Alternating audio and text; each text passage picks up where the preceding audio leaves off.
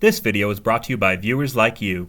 Thank you. Be sure to subscribe and help get this video to 2,000 likes. And I say, hey. Arthur and DW are walking to the movies by themselves, because I guess the Reed parents want their children to get kidnapped. DW is excited to see Toy Story 2, while Arthur wants to see Bill and Ted 5. They take a shortcut to the theater, where Arthur gets pressured by his friends into watching Bill and Ted against DW's wishes. DW is rightfully upset with her brother for making her miss the greatest animated movie ever made, in favor of stoner Doctor Who. DW takes over the show to whine about how she feels stuck in her older brother's shadow.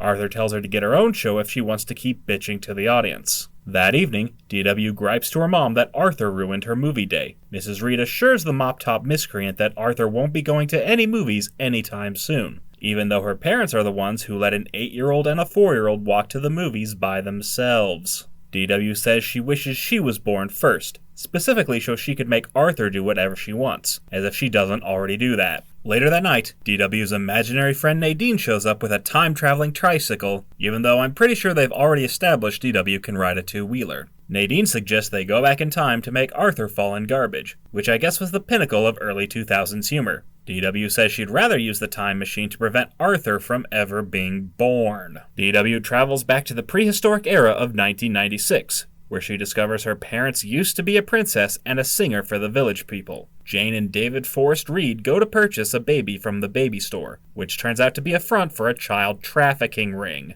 The two are about to buy a baby girl, only to get conned into buying a defective baby Arthur. DW seeks to rectify this by traveling further back in time to make sure her parents buy her instead of Arthur. Satisfied with her time fuckery, DW goes back to the future to see her life is now perfect, as her parents persistently spoil her with a never-ending barrage of pets and money. And yet they still allow the 4-year-old to walk to the movies by herself. DW is thrilled, until she realizes she doesn't have a little brother to torture. DW leaves baby Arthur on the Reed's doorstep, who agree to take him in once DW points out they can get a sizable tax deduction. DW goes further into the future to find her older self brainwashing her baby brother. Big sister DW takes Arthur to a rally to make Mary Moo Cow the president, which is somehow the least confusing part of this episode. Everything seems great until baby Arthur throws a tantrum and ends up smashing his glasses. DW gets blamed and is forced to take her little brother to the movies, even though he has no glasses and won't be able to see a damn thing on the screen. The two try taking a shortcut, only to end up lost. DW and Nadine try to help them, only to have the time machine stolen by baby Arthur. DW accidentally bumps into her future self, creating a paradox that threatens to destroy the world. But not to fear. It turns out the whole thing was just a dream. Arthur wakes DW from her nightmare, who tries to explain what happened. You know babies don't come from stores.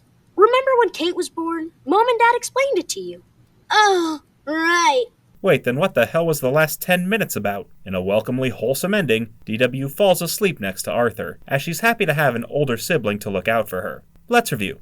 DW got mad at Arthur for ruining her trip to the movies. She got her revenge by going back in time and erasing him from existence. She screwed up the canon just to make sure she was born first. Her older self took full advantage of her baby brother's naivete until she got a taste of her own medicine. DW realized being the big sibling isn't everything it's cracked up to be, and happily returned to her role as Arthur's younger sister and perpetual tormentor. And in the end, all of this could have been avoided if the Reed parents didn't let their 8-year-old and their 4-year-old walk to the movies by themselves.